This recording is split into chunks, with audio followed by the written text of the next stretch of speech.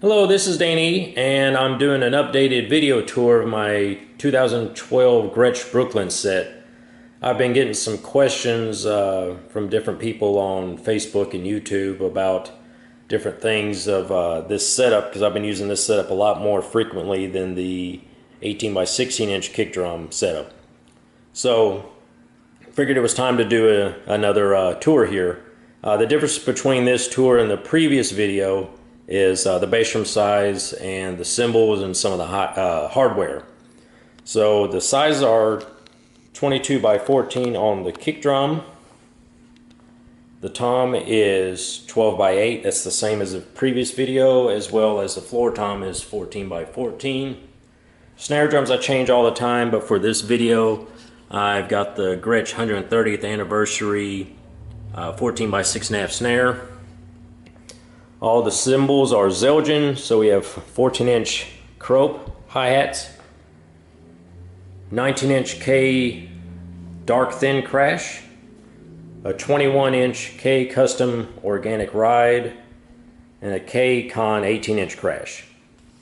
On the snare drum, I've been using the drum wallet, and that is mainly to do with certain songs I want a muffled snare sound, and certain songs I want a more open snare sound. The drum wall is a lot easier to use than the built-in drum muffler that's on the snare. All I have to do with the built-in muffler is just turn the dial, but when we're going from song to song so quick, it's just easier to use the drum wallet. And the drum wallet is a lot faster, and actually I think it has actually a better muffled sound than the internal muffler. So if we're doing a song and we need the muffled snare sound, just keep it on, and then say the next song is going to be one where you want it more open. Just flip it off real quick, play the song, and then say the next song needs to be muffled again. Put it right back on, real quick and fast. On the toms, I've got Evans Clear EC2s. On the snare, I have an Evans coated G1 with the vintage logo. Bass drum, I would usually have an Evans EMAD clear, but right now I've got a Remo Power Stroke 3 clear on there. And that's because I've been triggering my bass drum lately, and the Evans EMAD ring and where the trigger mounts is basically in the same spot, and the trigger won't fit there. The trigger I'm using is the Roland RT30. I don't have it on the setup right now, but that is what I use live, along with the Roland TM2 module. The bass drum pedal is a Sonar Perfect Balance pedal. The snare stand is a PDP snare stand. I don't really know what the model is. The main reason I went with this snare stand was I've got a 8-inch depth snare that I use every once in a while, and all my other snare stands didn't go low enough, so that's the main reason why I went with that model. All of the other hardware is Ludwig Atlas hardware. So we have on the seat, on the throne here, it's a Ludwig Atlas Pro model for the bass part. The top, I am actually using the Motion Pro drum throne, and I have both models of the thrones. So I have the firmer model, which is this one, the Pro 1, and then I have the softer model. It just depends on the gig and what I'm feeling for the day, which throne I will actually use.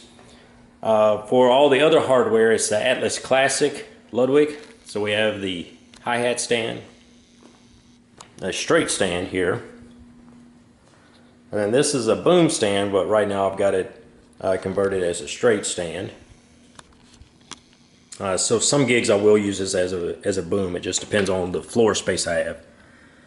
And then I mount my ride actually off of this little bracket here that attaches to the floor tom leg here, which is very sturdy and very ingenious that it works this way. But that is pretty much all of the specs here, with the exception of the bass drum mount here.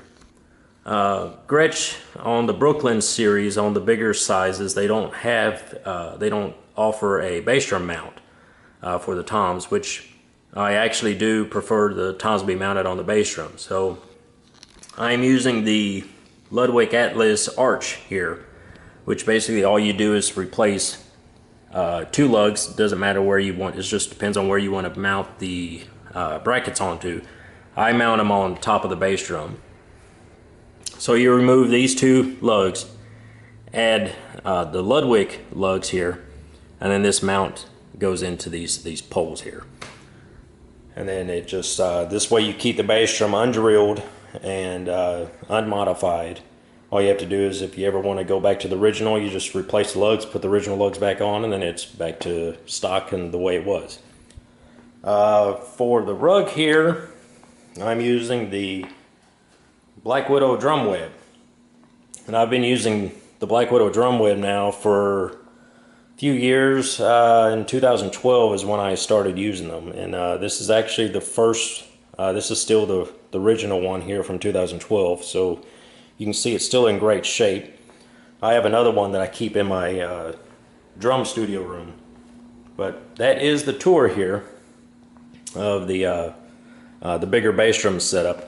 And if you have any more questions or comments, just feel free to send me an email. And thanks for watching.